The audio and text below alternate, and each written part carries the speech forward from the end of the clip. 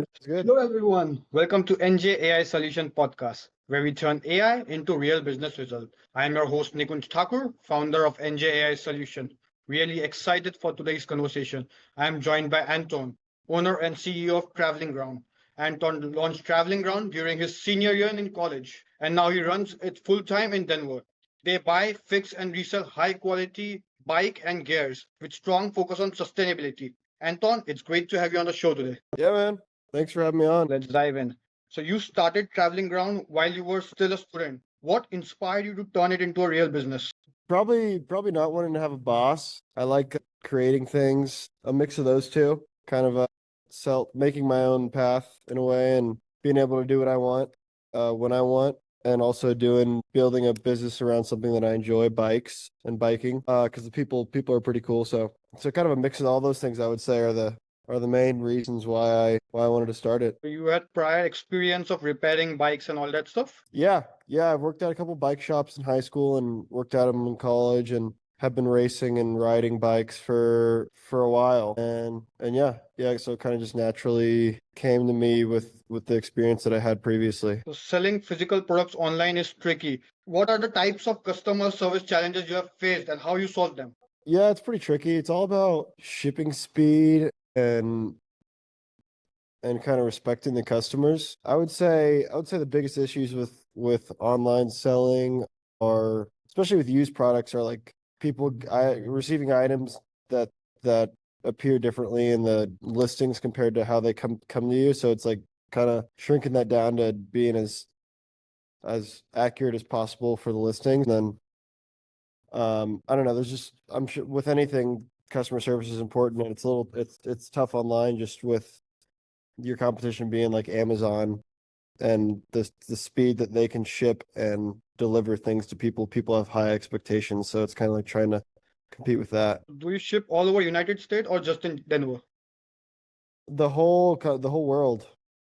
Oh, So also do international shipping. yeah, we do international shipping, mostly the United States, but we also do ship to other parts of the world whenever people need us to. It just depends on what the customer wants. But yeah, we ship all over. So your site and LinkedIn mentioned that you partner with Campus Cycle, Adventure Cycling, Zin Cycle, and few more.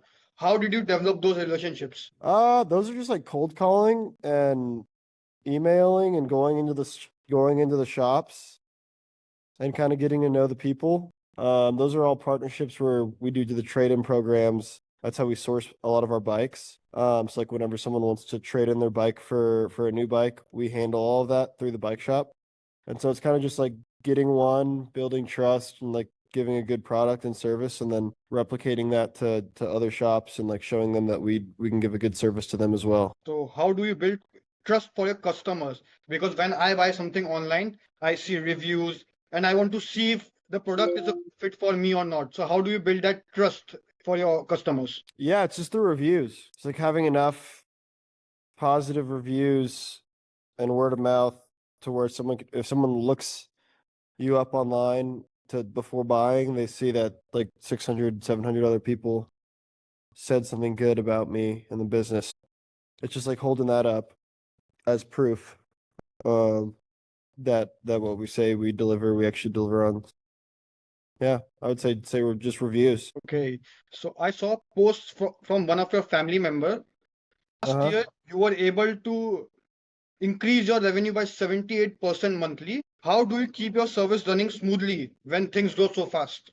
I would say it's all about team members. So like other people, that's the important part because you can only do so much yourself. So it's like finding team members. And I would say like at the start, like right now, it's like anyone that wants to help. That's how you grow. I mean, and kind of like trusting them to do the good work and paying them well and like communicating well between everyone and working as a team is probably one of the key ways to growing, because it's grown quite a bit this past year. And yeah, it's definitely been because team members, and also just learning and time in the space. So like more partnerships, more word of mouth, along with more team members, kind of just naturally grows. So most of your team members are mechanic, or you have a team for sales, marketing, XYZ. Yeah, I've got a guy that does website and like ads and then two mechanics, and then someone that helps with listings, like creating listings. And then me, I'm kind of like the bike sourcing guy, so like managing relationships and helping out with customers and all that. Okay.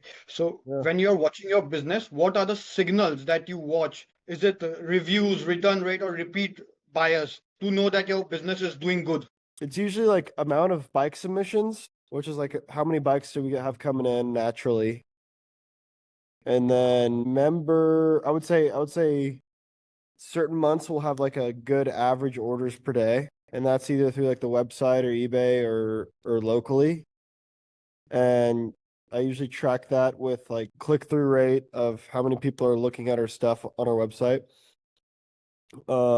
Yeah, and then there's like also a little bit of seasonality to the bike industry with weather in the United States. So like in Denver right now it's like perfect, but in the winter people are going to be thinking about skiing. So it's kind of like thinking about when to really push on certain months to maximize sales versus like doing more strategic things like trying to acquire partnerships during the winter when other bike shops are also slower. So it's kind of those different things and how it affects sales month per month. So you donate a good portion of your profit for to Bicycle for Humanity in Denver. How does that Yeah. mission influence your service? It's like that's been a good relationship. It's kind of grown and changed in the past couple of years, but it we kind of have it as like a side thing because I always wanted to do something good to help out rather than just try to make money. And so we try to source bikes for them. And so whenever we get a bike in that we can fix up and donate, we do that. And we also like we'll get we'll get helmets and shoes and wheels and all that. And it doesn't really affect a ton of what we do. It kind of just incorporates into what we do. But we do that just to try to help with something good, which I think like selling used bikes is already like a pretty good way of helping out the community just with fixing up these bikes that might have been thrown away might have been thrown away. But yeah, with Bicycles for Humanity, it's kind of just like trying to help out in another way. And I think we do pretty good with them. So yeah. So can you elaborate more on Bicycle for Humanity? What does they actually do and how do they help the society? Yeah, so they are a nonprofit that collects bikes, thousands of bikes, puts them on shipping crates. Like we'll go and load up 400 bikes onto a shipping crate, and they ship it out to rural areas of Africa where there's not much connection and infrastructure. And they have bike shops built up out there where the mechanics, so they employ a lot of people out there that learn how to be mechanics. They fix these bikes up and then they sell them to the community to kind of start a little economy. And then in turn, those bikes increase the radius that people can travel because a lot of people just walk out there. It increases the radius that they can travel by like I don't even know, like hundreds of percent. I forgot the exact number. But yeah, so I was like wanting to figure out a way to put some good out there. And then some business colleague at Regis, where I went to college, knew the owner of Bicycles for Humanity and connected us. And so we've just been working with them since. And it's been really good. We started a new thing where sometimes they'll get like really nice bikes donated to them, road bikes specifically, where those can't really be ridden in Africa because of the roads, but they're worth upwards of $2,000 usually, $2,000 to $3,000. And what we do with those is we'll just fix them up, sell them online, and give the proceeds to Bicycles for Humanity, which allows them to use that money to go buy the bikes that do work out in Africa. So that's been like a new thing that's been going on and it's been working well. That's great. So Yeah. looking ahead, what's one thing you really want to build or launch in next 6 to 12 months? Is it growing your team, improving system, launching new services, or something else? And what's the challenge that is holding you back right now? I would say, well, we're building a new website right now, which is cool. So we're gonna try to make it a little better and ready for our current website. I don't know if it's good enough to expand where we want to expand to. So we're building a whole new website from scratch to kind of be ready for the future. And then in terms of projects that I'm wanting to do, one thing is there's two partnerships that we're trying to get in Denver for trade-in programs. We just locked one of those and it starts in August. So that's like a big thing that we've been looking forward to. That, and then I would say hiring a couple more people to help out with the team. It'll probably slow down a bit in the winter, which is expected, but we're gonna try to grow during it. So I would say like growing in the winter and adding on these partnerships. Main challenges are time. So like that would probably means that the most important thing to get done is finding another guy to help out, guy or girl, I guess. Just because like when you're running a small business, it's your time is stretched out everywhere. So it's like figuring out what's important and then kind of attacking those things. So that's like the biggest challenge with running a smaller business like this. That and then just building trust with partners so that we can kind of expand our partnerships with other bike shops. And I think we're doing that, but that just takes time and like putting in hard work over time, which increases trust. So it's just doing that long enough. So you just mentioned that you want to hire new people for the work. Is there any specific skill set that you're looking for in those people? Yeah, well, we have like mechanics and people that help with listings. And then the other big thing would be photography. So like finding someone for taking pictures in the future. That's probably the next person that would come on, would be someone for photography. And I'm not sure exactly what it would look like yet, but I've been thinking about it. We're probably looking like I've been like lightly looking, but probably have start really going down in the next 4 to 5 weeks. So do you promote your business on Instagram or TikTok or other social media, like videos of you repairing or new bike incoming and all that stuff? Not really. I probably should, but Yeah, I I think find that my time is more valuable elsewhere.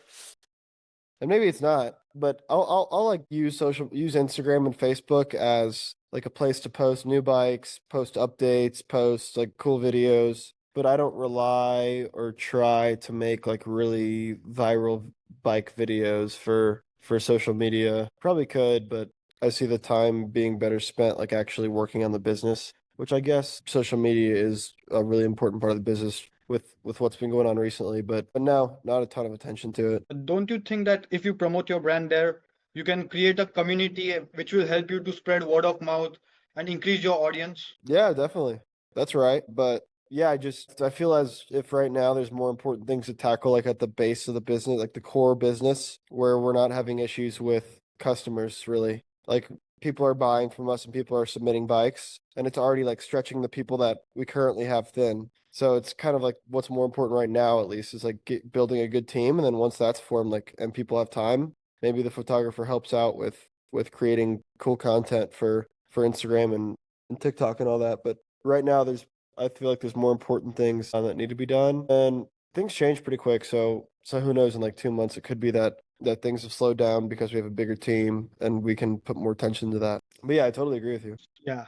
And last one, how are you thinking about AI in your space? Any tools, trends you're excited about? For example, you were talking you want to create a new website. So do you think about using AI, integrating AI in website like AI chatbots that are active 24/7 that can be more efficient and cut down your manual work? Yeah, totally.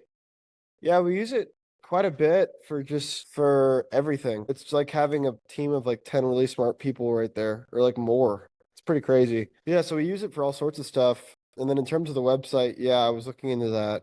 I think it'd be good for customer service because a lot of the questions people have are questions that it could answer. So yeah, definitely. Can you elaborate more on how you are using AI currently in your business? Yeah, so like I've like trained a couple of them for listing creation to where I'll just give it like a part number or a bike, and to create the listing, it'll give me a title, a full description that like matches for our website, and then what I should price it at.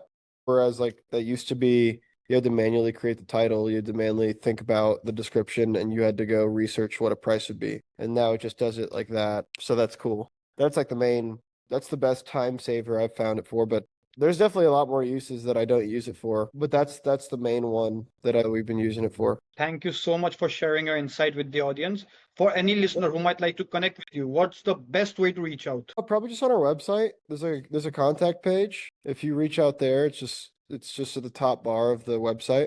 We get all those emails and answer and help out. It's usually for customers, but if anyone has questions, they can also reach out there. Is interested in the business or anything to do with it, they can reach out there. Thank you so much. Yeah.